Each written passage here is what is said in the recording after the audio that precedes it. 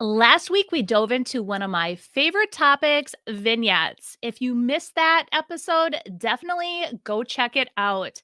Now, in this week's episode, my guest is Heather from Create Your Own Cozy. Many of you may already know her from her YouTube channel. She is a chronic DIY girl who loves to thrift and upcycle for her home and vendor booths. I cannot wait to get this interview started. Welcome to the Rescued and Upcycled podcast with weekly inspiration, tips on trying new techniques, and overall real talk about owning your own DIY business. Now here's your host, Sonnet Ullenbrock. Welcome to Rescued and Upcycled. I'm your host, Sonnet Ullenbrock. I want to thank you all for joining me on my podcast. This new journey has been so fun, you guys, and I'm really starting to love this new chapter in my small business. Now, in today's episode, I am so excited to introduce you guys to my good friend, Heather Davis of Create Your Own Cozy. Heather is very well known for her YouTube channel, where she takes thrifted items and upcycles them for her vendor booths. Welcome, Heather. Thank you so much for joining my podcast. Thank you for having me, Sonnet. I feel so honored. Oh, well, thanks. I'm so glad you're here today. And to give you guys a little background, how I first met Heather was a couple years ago, actually, when I was recapping my end of the year goals. I was talking about, things I wanted to accomplish for the new year. And one of my goals was that I wanted to collab with another content creator. So I just tossed out the idea, like, is anyone interested? Get back to me. And I honestly didn't think anyone would. But Heather did reach out along with several other creators. And you guys all know Brendan, my friend, him and I on a lunch hour, we stalked all the individuals that reached out. And Brendan's like, I really like this Heather. I think I think she'd be perfect to collab with. So I tucked away that info for the time when I was actually ready to do the collab, and I just kind of walked away from that because I wanted to collab. I think it was more like mid-year, and then I put out the next time when I finally met her was when I threw out to my audience that I wanted to have like a private discussion, and I was going to be talking about my membership group. And Heather joined that group, and during that meeting, we totally hit it off right away. And so that's really how I discovered Heather. For my viewers and listeners who may not already know you or haven't had the opportunity to have found you on YouTube, tell us a little bit about yourself, Heather. I came from the corporate world, and when I was pregnant with my oldest, we decided it would be time to stay at home with my kids. And that was like over 15 years ago. Okay. So I stayed at home with her and had two other kids. So a total of 3 kids. Was a stay-at-home mom. That is what I wanted to do my entire life. And I realized that there was something still missing, that I kind of lost myself in motherhood. So that's when I started to be creative again, making time for myself. And I mean, there are a lot of steps that we'll probably talk about to get to where I am today, but like, it was a journey that I needed to go on. And I couldn't be happier. Yeah. So you started being creative and making things, I'm assuming for your home at first. And then how did it transition into, like, because we all know you for your YouTube channel. I mean, how did you finally decide, like, I'm going to go start my YouTube journey? Well, it did. I was doing it for myself. We were in a house where like we loved the house, but we couldn't really afford to just go out and buy new stuff. So I taught myself how to make my dining room table and just would do those types of things. And, my friends were always like, when they had projects going on, they would always call me and say, how would you tackle this? And I was going through a book called The Artist Way, which is very much trying to figure out your inner artist and what you're kind of made for. And with that friend, Jen, she's my Brendan, who was like, you know what? Why don't you, because she calls me all the time, like, what would you do with this? And she's like, you really should like record this. And I was like, no way. Because at the time, I struggled so much with what I thought of myself. I'm like, nobody would ever want to hear what I have to say. And she's like, well, while it's obvious to you how you would tackle this, there are so many people out there that it's not obvious to. So that's kind of how the thought came in my mind. And I like to churn things for a while. So it probably churned for a solid year before I actually hit record. But yeah, it's been an amazing outlet. So that's how I started. Awesome. So I guess how did you finally figure out your niche, for your channel? Like did you niche cuz it sounded like you were doing how-tos at first and then all of a sudden it like transitioned into, your booth and like thrifting and upcycling. So how did you niche down then? Well, it kind of evolved, and I struggle with the niche part because I don't have like a particular look. I have an eclectic look. I know what makes me feel cozy. And whenever people would come to my home, they would say that this is a cozy space. I just want to sit down and put a blanket on. And so I wanted to find ways to create that cozy both in your home and in your life. So while I don't like have a specialty of, people know you for barn quilts and colors, like I want to be a niche where I'm encouraging people to take their space and make it their own, and that they can do it. And if I can do it, they can do it. And I think Right. that's kind of my niche of encouragement and work through the mistakes and make it what you want. Right. Aw, I love that. And that's really how did you actually come up with your name then? Like create your own cozy? Is it just because you wanted to create that cozy environment or uh It I really d is, because I moved okay, from that other house, and I moved to this house, and it was new construction. And I think I did it kind of in a way where I was like, wishful thinking, like it's new construction. I want to make it cozy. And when it was time to do the name for the business, like I had people saying, "Do you want my feedback?" I'm like, "No, I already know what it is." Like I didn't even want to hear it from anyone else. My husband was, I think, was a little disappointed he wasn't part of it, but it just felt like home to me. So, yeah, when I think of cozy, it just, yeah. aw, I know. Yeah. So, I talked about my struggles to hit that record button and what challenges or, and obstacles that I had to, overcome with being a content creator. Did you have some of those same challenges or issues? Yes. So I've listened to all of your podcasts, obviously, and to hear how like you like came up with a plan, you did a bunch of research, you had goals. Like I feel like I came at this YouTube thing in a completely opposite approach. Like I did not have like my goal was to find a creative outlet for me and maybe encourage other people who had lost themselves in motherhood, right? I was struggling a lot with what I thought of myself. So Okay. I think that was my biggest struggle. When we would FaceTime people, I would put my kids in front of the camera instead of myself. So the idea of putting myself to be seen, like I wouldn't even do this with family. So like that's crazy. So when I started recording for my channel, I was like, you know what? You can hide, Heather. You can just do your hands, you can do your voice, like you don't have to show your face. And that's how I like started the recording. And then throughout the editing process, I'm like, oh my gosh, this is so difficult. It'd be easier if I just put my stinking face in front of the camera. And Right. that's when I realized even if I want to hide, I'm still going to be here. I'm still going to show up. I'm going to, whatever weight I'm at, whatever emotional status I'm at, I just want to show up and be authentic. And that's how I kind of work through that fear. Oh. Yeah. It's funny that being authentic and just showing up, and there were times too, like early on, like I'm like, I cannot even believe I look like that in front of a camera because I looked horrible. But I was like, no, this is like who I am. And Yeah. even to this day, it's not like I get all made up and stuff for the camera. I honestly, I just am, and I just go like that's who you're getting, even like on my lives and stuff. So I love it that being authentic is so important. Yeah. Now, one thing too, like in our group, we talk a lot about the imposter syndrome. Has Mm. that been something that you've dealt with? Yes. Yes, yes, Yeah. yes. Um, the thing is, like, do I care what other people think of me? Yes, but I think I'm most challenged by what I think of myself.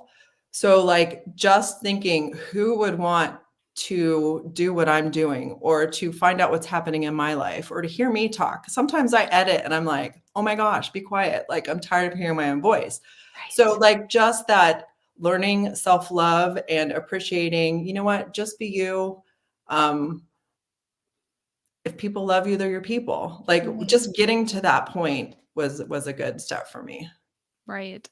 I know I totally hear you because and like I talk about comments and receiving those unkind comments. Like I don't think a lot of these people that are watching us understand what it takes to be a content creator, to have the courage to hit that record button and to really put ourselves out there with our projects because there are days that I show up and I am not feeling creative and I have to put out a video because I have put out a schedule and for them to say unkind comments, it's so hard and it makes us all feel that way then like we are imposters, but really we're not.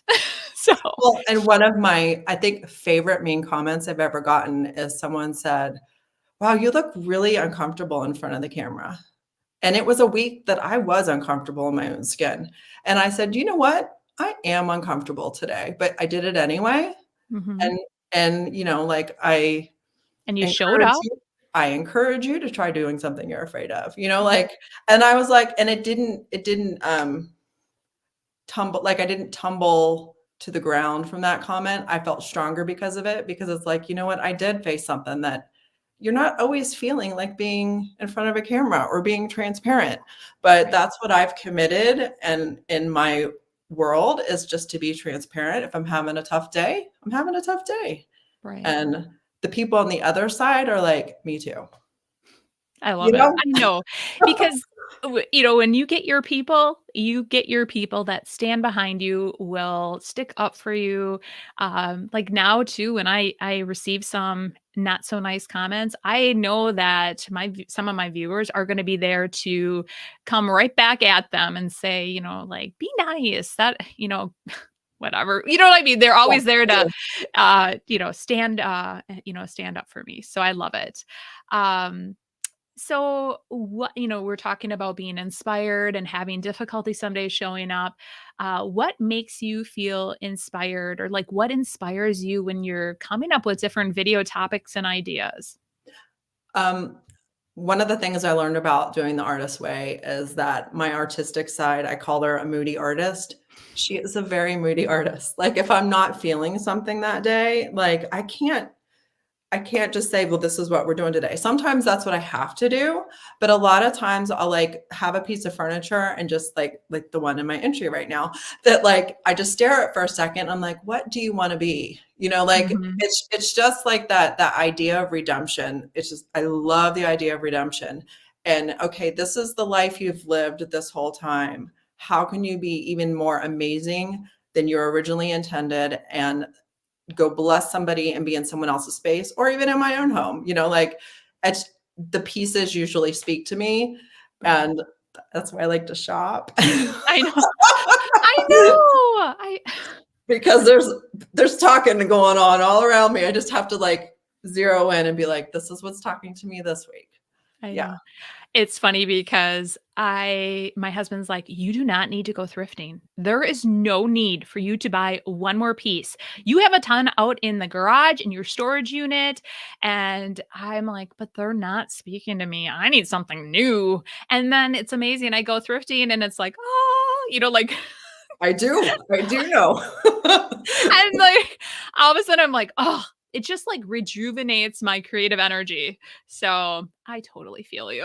But at least this is where I get into trouble. At least it's in the, $2 to $20 range, and it's not like a Nordstrom problem, you know? Right. Yes, exactly. Like, it wasn't like, "I need a new outfit today, and I only want totally high end." No, I'm going to go to a Exactly. thrift store and buy a couple things that are probably under $20. So, yes, I Exactly. agree. Yeah. Yeah, yeah. So out of, who I guess, the next question I really wanna ask you is, like, who are you most inspired by?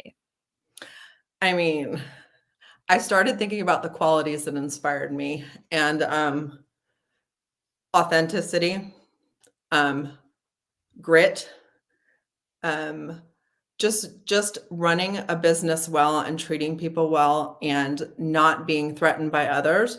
So quite honestly, Sonnet, you inspire me. Oh, Like, thank you. I I mean, mean, you kind of fit into all those categories, which is why I know that we would love each other. um, I just like there's a rising tides raise all ships. And there's this feeling of bringing others with you that I appreciate in people that I want to look up to or to emulate. So like mhm, that's just being authentic and community minded is really important to me. yeah. Oh, I absolutely. also love Joanna Gaines. I mean, come on.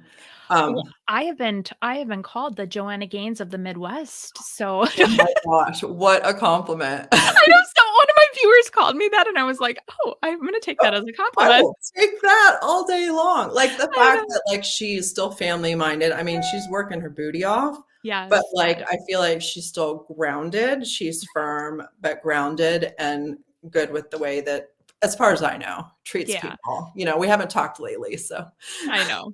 I know. I watch her too, and I love her, so yeah. yes. But thank you. I mean, I Yeah. wasn't expecting, like, to throw a bone and you to say me, but I love it.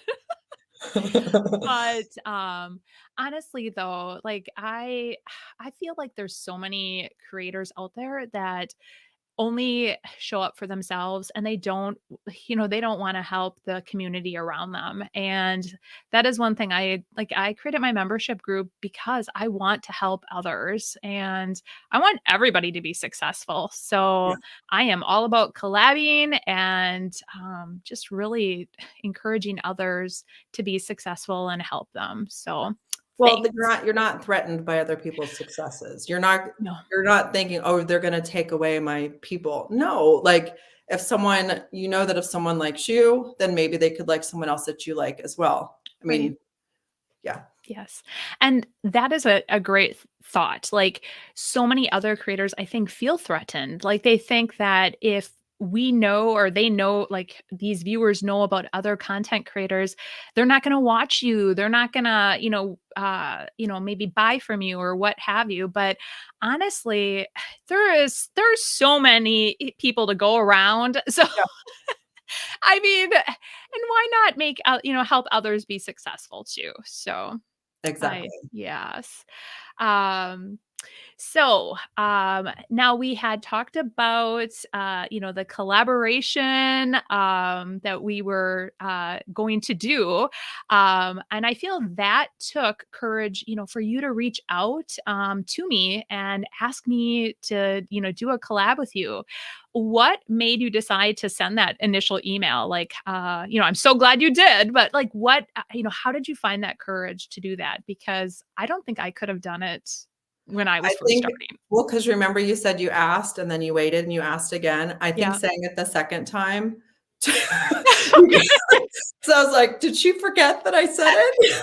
Oh, that's But I was, like, still me because I knew, like, I wanted to learn from you, and I knew that we had similar interests, similar like, different styles, but mhm. similar people like, we would draw similar people, and, so I think listen, I think it's a little bit easier to be courageous digitally. Oh, You know what I'm saying? no, I Um do.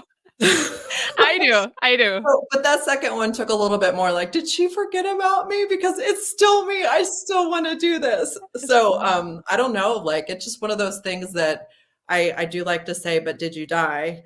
Um, I have been doing things that scare the tar out of me and I don't die and I Right. survive it. And like, look what came out. The worst that could happen is she says, no, it's not a good fit. The best could happen is yes, and a friendship could form. Hi, that's worth the risk, you Yeah. know? Yeah. Yeah. Yeah, and I didn't forget about you for, the first time you reached out, but I was like, "Okay, now what do I do?" Like, I am just not ready, so do I reach out to, like, these Yeah. people or, so I'm like, "I'm just gonna, put it in my pocket, and when I'm ready, I'm gonna reach out," and then I'm juggling a lot of balls all the time. Really? So, yeah. So then when I had my other membership group that I wanted to get that going too, and, that was another, project, and so I was so excited when you did reach out that second time, and we were able to, hit it off.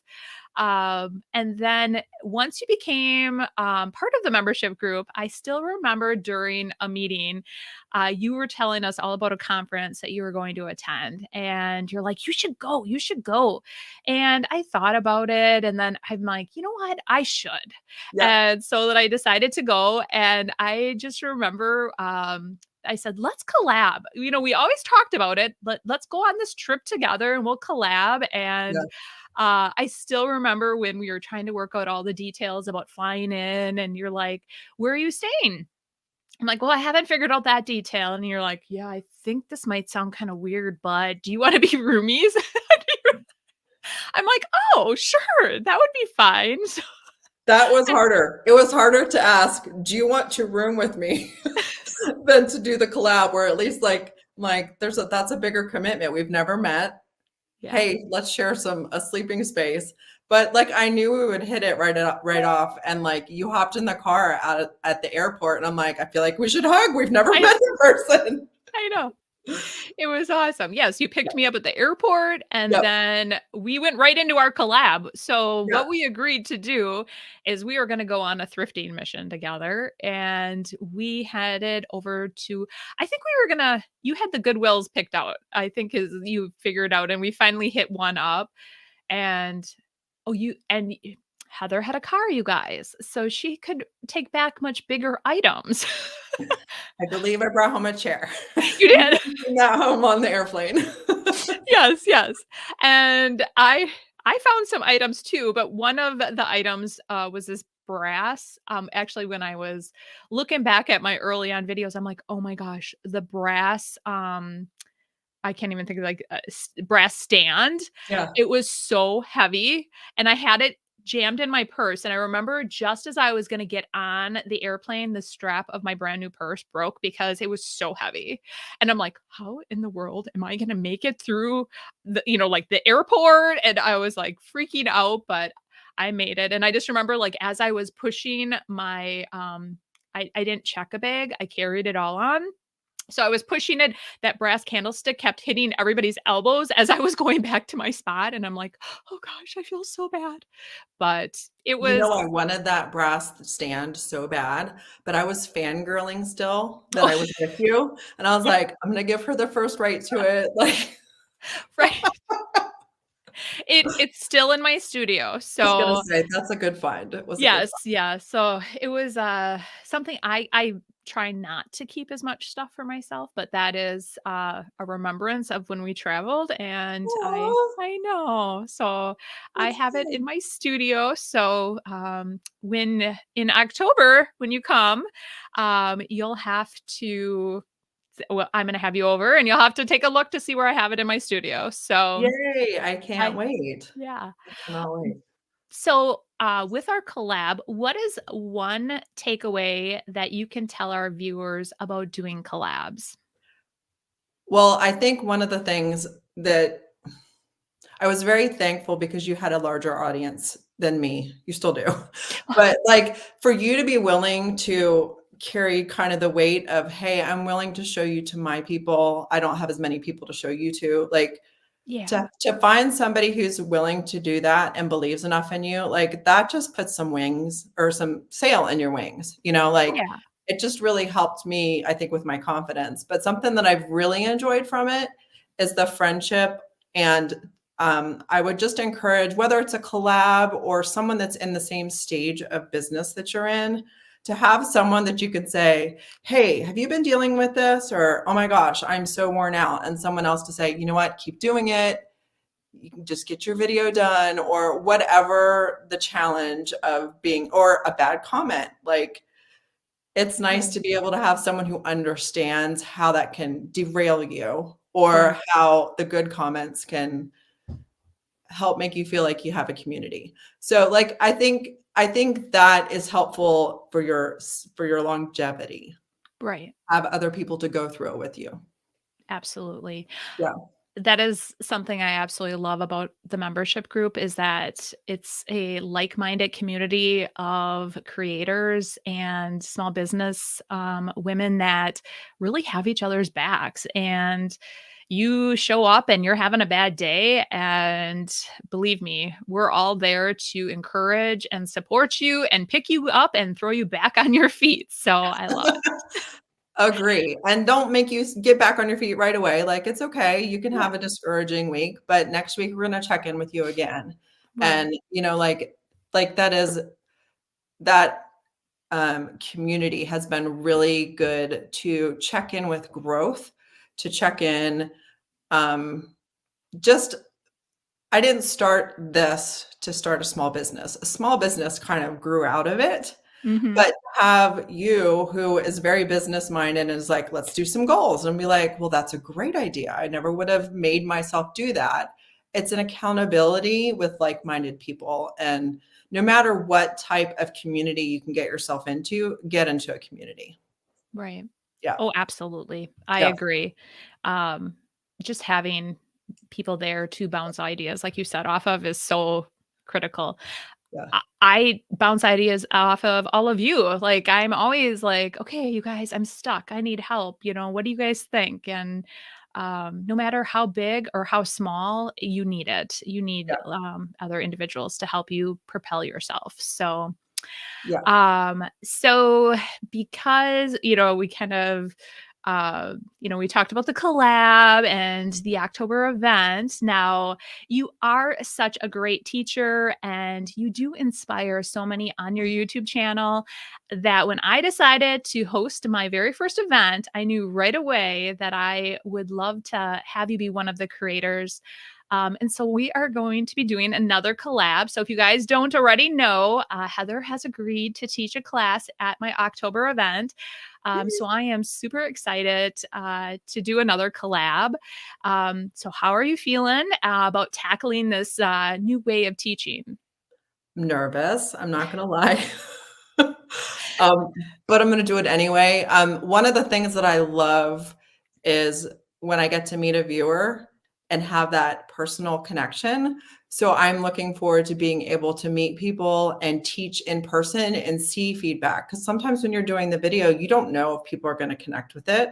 So to have that connection and, I don't know, facial feedback. Right. So that sounds exciting. Like, I think it is, this particular topic has come up a couple of other times since I agreed. So I'm like, okay, God, I hear you. Yeah. So it's like one of those things, like, this is the next step. I'm going to do it. I might do it scared, but I'm going to do it. Like, I'm so excited. I would not want to miss it. Now, that imposter syndrome maybe crept out a little bit when I start seeing the lineup of people and thinking, what would I have to offer? But I'm just going to be myself and offer me. So Right. Oh, yeah. absolutely. I mean, and yes, I would not have asked you if I didn't think that you were capable. And I definitely wanted to push you out of your comfort zone. So I do that a lot. Yes, I, you do. I do. You I, do. that, I hear that a lot out of my members is that I push them to do something that they're just like, oh, I don't want to do it, but I'm A going to because lot of reels on it. That's I a know. lot of reels. I know. I will never forget that. I'll never live that one down. So it was a lot of reels for me too. So for those that are not knowing what we're talking about, I did a reels challenge in my membership group, and It was a lot of reels that they had to do within I think it was 2 weeks. 2 weeks, but three Yep. a day Yeah, 3 a day. on 3 different platforms. Yes. I mean, And it's 3 reels a day that you could spread out, but it was like, I realized that, like, I can go for a little while, but then it's like, "Oh my gosh, what else am I gonna say?" And it had right. you look at content around you differently, and it was a good challenge. Like, we all saw business growth. We saw sales as a direct result, so thank you, Right. fearless leader, for doing some of the hard challenges for us. And now it doesn't seem too hard to put out 1 reel a day. I could do one. I know. So, but at the end, I was like, "Oh my gosh." I was even racking my brain, like, "What am I gonna talk about or what am I gonna do?" I mean, I too was looking at content very differently by the end. So, um, but with that, now you also mentioned that you may start hosting some local classes, which is super exciting. I think in the last membership meeting you mentioned that. So, how did that all like transpire? And I just opened a new space up in Dawsonville, Georgia, where I'm selling the IOD products. And I was showing the owners, because it's mainly an antique store. There weren't a lot of makers. And I was showing the owners what is possible with IOD, because they're like, we're not creative. And that's why I love those products so much, because even the people that say I'm not artistic, like, here are some tools that you can create still something that you could be like, hey, I made that. So as I was showing them how I did a couple of my projects, they're like, you know what, you really should. We're going to have our grand opening, because they just opened a new location. And we'll start advertising that you're gonna do a little workshop. I was like, okay. And then I was in my other booth, and this lady walked up and asked if anyone ever did workshops. And she has a barn that happens to be 4 minutes from my home. And so we still need to talk. She has to have an event. And I'm like, okay, God, like, that's 3 different opportunities to do some type of workshop. Like, I'm going to listen, even if I'm absolutely, scared. even you're Yeah. gonna do great. You know Yeah. it. You will be fine. Well, But I mean, I was scared to hit record. I was scared to have a booth. Like, all of these stepping outside and doing stuff that you're not used to is scary. And every time you're like, hey, I survived that, it makes it a little less scary, you know? right, you didn't Yeah. die. I didn't die. You didn't die. So when you first joined the membership, now that you mentioned you came up with your second booth, Yeah. I can't remember. Did you have a booth when you joined the membership? I had just opened. Didn't we start Oh, summertime? yeah, I was trying to remember when I believe it was because I think I opened in March. okay, And so, like, when you started saying, "Hey guys, do you wanna," like, when you asked for people for feedback, and I was yeah, like, "I am brand new to this. This woman has got some hustle. I need to learn from her in the business side," because I have a business degree in finance, but I haven't really used it.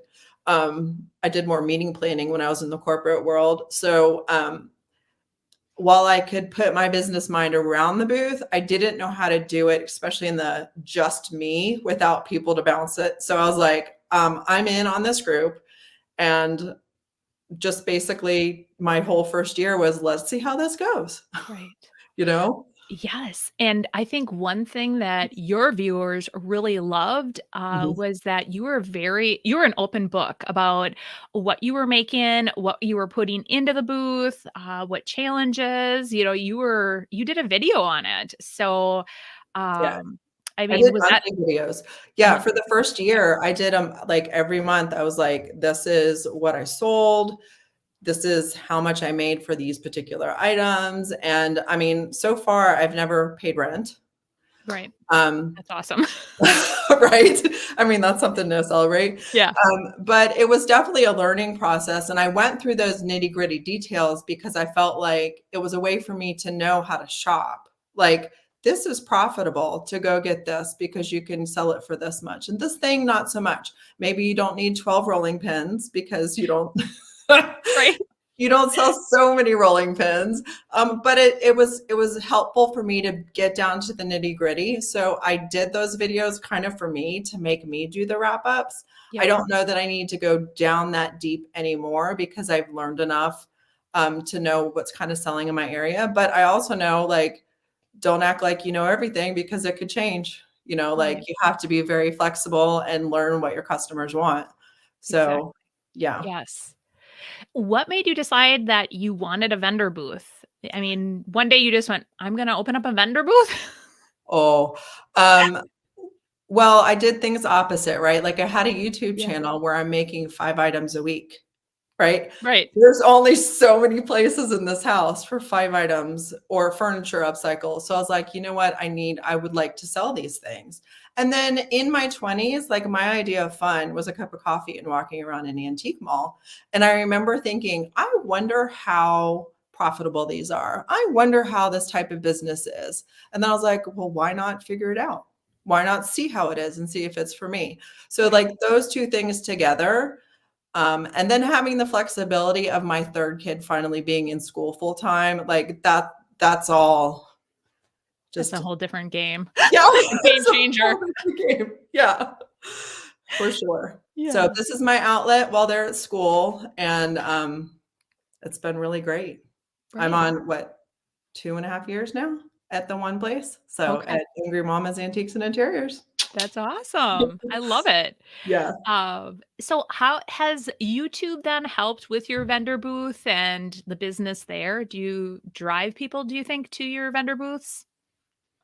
I think I could say that there were probably 20 different people who have said they've driven to my booth because of YouTube. Um, Maybe more.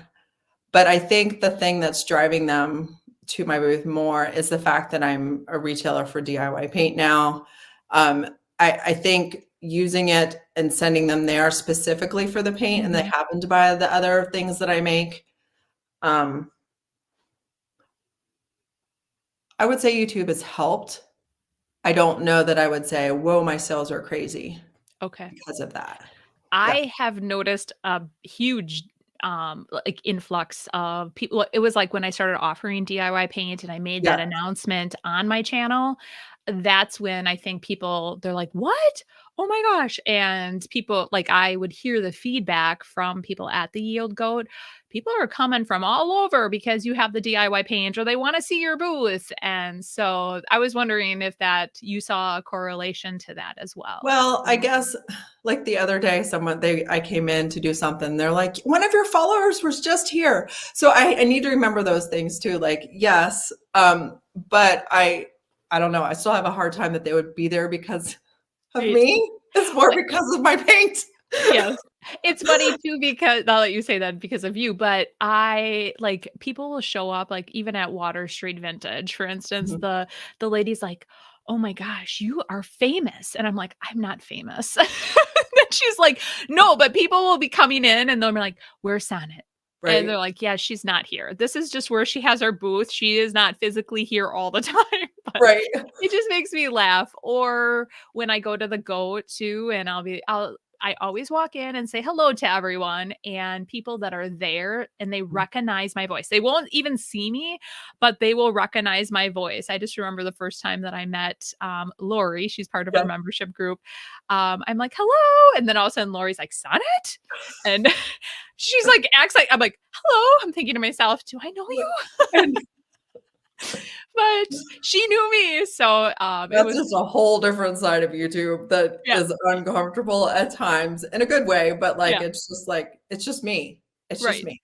Yeah. That's what Yeah. I know, and I have to remind myself of that too, like or like remind them as they're meeting me. I'm like, I'm just me. I'm just a normal everyday gal, So Yeah. um now now that you've added your products to your vendor booth, like we were talking about, Yeah. I mean, really, what made you initially make that decision in your business to, like have like the DIY paint at Angry Mamas? I mean, what was like propelled you to make that decision? Well, I started using some of the, big box store paints in the beginning, like you said in your Yeah, I was like, "That's very similar," and it's like I wasn't seeing the longevity in my products, and I wanted to be authentic, and I wanted to be transparent, and it's like I started using better products, and then people would be like, "Well, can I buy them from you?" And I'm like, "Well, why not? Like, right. why wouldn't I do this? First of all, like I could get the product at a lower price and to be able to provide it. And then at the same time, the local DIY stockist dropped this territory. Oh. And yeah, so I was like, hi. I'll do it. Yeah. So it was just like a no-brainer. And then Debbie, who she is as a human, that's very important to me, that the people running these businesses treat their retailers well and there's integrity behind the product. So like DIY paint was a no-brainer. Absolutely. No-brainer. She has Yeah. such a good heart. Such a I good love heart. her. She definitely sold me. And like when on my last one of my last podcasts, when I was talking about like how discovered her, I didn't even know she was the owner. I know. I And heard that. I was like, that's so funny. You're like, I I, think she owns this. well, it was like I felt like an investigator because she doesn't openly actually on some of those videos ever say like like I own DIY paint or whatever. Right. She's Right. just like showcasing the products and like her beautiful personality and and then all of a sudden she started dancing at the end and I'm like, and she dances and she tells these stories and she just sucked me into like the next video. And so when I finally discovered it, I was like, oh, I feel so silly now. But I'm so glad that I was able to get to see that side of her before I even really made the decision I was gonna, sell a DIY. It made that whole decision so much easier. So Yeah. yes. Yeah. So what has been one of your biggest challenges, with booth life or your small business? I mean, have you figured out like, was there one challenge that was really hard to overcome? I would say balance. Um, while the kids are at school, I have like 9 o'clock by the time the middle schoolers are at school, and then my youngest gets home at 2:30. That's Yeah. my window of like everything, right? So I'm Mhm. choosing for that to be like my small business because again, this started as an outlet and it's turned into a business. And my challenge, quite honestly, are summers and breaks Okay. because we don't have it built in. It's like, well, here are all the kids. And so I'm trying to like, here's the thing. My kids are the most important. I stayed home for a reason, but having them see me do this has been like they've been like my best audience. Right. And like I remember I did with my second live that you made me do. Um, but my 14-year-old was taking the video of it Okay. because my phone was broken on one side. And another one of my viewers, Leanne, she's in our group, she came up to be there for it and she took a picture of Piper taking a video of me. And to Oh, see Piper's face, like she was proud of me. yes. Like so that sometimes I'm like, it's their summer too, but then I'm like, you know what? They need to see mom working hard for something. They need to Mhm. have skin in the game for this business because all three of them are super creative. So if you want to be in this, have this outlet, like welcome. I want you to Right. be involved. So yeah, balance has been a challenge. Yeah. No, Yeah. I hear ya. Um, absolutely. And I love that too about your kids and really, seeing your kids seeing you do this. Yeah. Because it's funny that you mentioned that on Saturday. I like my youngest is 16 and it's hard like now because she's so independent and she's always with her friends or she is in what I like to call her dungeon, which is her bedroom. She like Yeah. comes home and she's up there and I'm like, get out of there. Come and like mingle with us. And so I said, do you want to drive with me? I needed to head to the store down. It was like 20 minutes away. And she's like, I guess. And so she gets in the car. And then she's like, oh yeah, I wanted to mention, like, what did you do recently? Or what did you do? Because 3 people came up to me last week and they're like, your mom is so famous. She's like, I was thinking, what did she do now? I'm like, really? I didn't do anything. She goes, I was thinking you tagged me in a post. And I'm like, but Oh, it was like, she's proud, but she's also like, oh gosh, now my mom is on TV or not TV, but yeah. on YouTube but her friends, oh, they all follow me. And she's like, oh gosh, that's all they talk about, mom. I'm like, oh, just live it, Caitlin, live it, I don't know. Exactly. My Piper says her friends will turn me on at school. And I'm like, first of all, how are you playing? So she'll hear my voice and I'd be like, oh my gosh. Like, I love it. but she says it like she's embarrassed with a hint of, I'm proud of you. That's So, exactly it, you know, because yes, now that you mentioned that too, she'll say like, "Oh, we in whatever class," it was like some type of business class they were taking, she's like, "I told them you're on YouTube, and then they streamed you on." I'm like, it almost embarrassed me more. I'm like, "Caitlin, don't tell them. I don't wanna be streamed," you know? And But what did I do? I think what you did, you probably told more people, and then they're all talking. So exactly. I don't know. But yes, balance though Balance. has been huge for me as well. So I totally feel you, and it's gonna get better is what I, would say. You're gonna learn balance better. Yeah. Yeah. And like balance in whatever stage we're in. I mean, I have Mhm. a 14-year-old, a 12-year-old, and a 9-year-old. Mhm. So, I mean, the permit is coming. Right. Like it's starting to edge that direction. And, like mom needs stuff too. And Right. the great thing about this is it is flexible. So you can focus on your family and do the business. Right. Like, that's what I love. I don't have to go to a 9 to 5 job. Like, this is something that I love to do. It doesn't feel like a job, and there's flexibility. I Yeah. love that too. Yeah. I know people are like, "Oh, you're working. Do you feel like you're working more?" And I'm like, I don't, because I made like okay, maybe they see it that way, but I Yeah. still was working my 9 to 5 job, plus I was doing this, and so Totally. I think I was working more before, but, Yes. and it doesn't feel like work, so that's what I love about it. Yes. Um, so what's the most important thing that you've learned from having your vendor booth, do you think? To be flexible.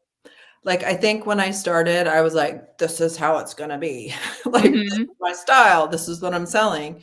And to learn to be flexible and maybe make some things or sell some things you didn't think. I didn't think I'd be selling stickers, but here I am. I'm a sticker seller, Yeah, and it allows me to be creative and in other ways and not worry about making the rent. Like, right, it's just be flexible and right. give it time. Like, I think people like will hop into it, and it's a very cyclical business. And if you hop it into it at a strange time of the year, you could be like, well, this is nothing. Well, it takes a second to get enough inventory in there to give people choices and Right. then to get them through your booth. So I would say, like, if you're going to do it, to give yourself, I would say, a year and say, Mhm. I'm going to do this for a year. It is going to be a cycle, and be flexible and not so. Like, don't think that you're gonna run out of the gates making millions, you know? Yes, that's correct. Yes, Yes, yes, and, because at any vendor booth location, there's so many other people to pick and choose from as well, right. and so you definitely want to stand out for, like, your uniqueness, but realize that, yes, you have to figure out what your niche is, and you're gonna definitely figure that out by, I would say, within a year, and it might not be you, it might be the location. Like, I've said that in, my past podcasts, that sometimes the locations are just not the greatest. So you need to find your location where you fit in well. Right, So, to find your people, your target customer. Yeah, yeah, for yeah. sure. What is one piece of advice that you'd, give someone who is just starting off, with a vendor booth? With a vendor booth, Yeah, I would because say don't overshop. Ask me how I know. we talk about this all the time too. Exactly. I would say, like, I had a booth's worth of stuff in my basement before I opened the booth. At least I had an outlet to sell it.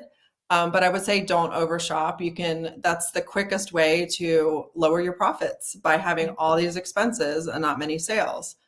So I just took a 3-month fast from thrifting. And boy, it was lovely to say zero on that line item that I keep in my books. $0. Oh, my profit was much better those 3 months. Right. Yeah. Yes. Oh, absolutely. And I know I wanted to ask this question when we were all talking about the YouTube, but for those that are wanting to start a YouTube channel, what is one tip or word of advice that you can give somebody who is just diving into the YouTube world? This is something that, because you did let me know a couple of these questions ahead of Yeah. time. Um, I don't want to trick her, you guys. So I right. do kind of tell her some of these questions so she has a moment, to like think about it. So I did think about this one, and I thought about it in a way like, what would I have said to myself, my younger self from 3 whole years ago? Because it does feel like a different version of myself. Right. I would say to know your why.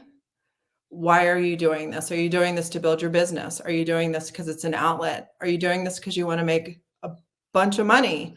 Are you doing this because you want to make a difference? Because it is not overnight success for everybody. And if you don't remember your why, you'll start comparing yourself and Mhm. you can be like, wait a second, that was not why I did this. So I would say, know your why, because you will compare. You will see other people where it looks like it's overnight success. You don't know the whole story, but Right. it looks that way. And you start to say, well, what is it about me?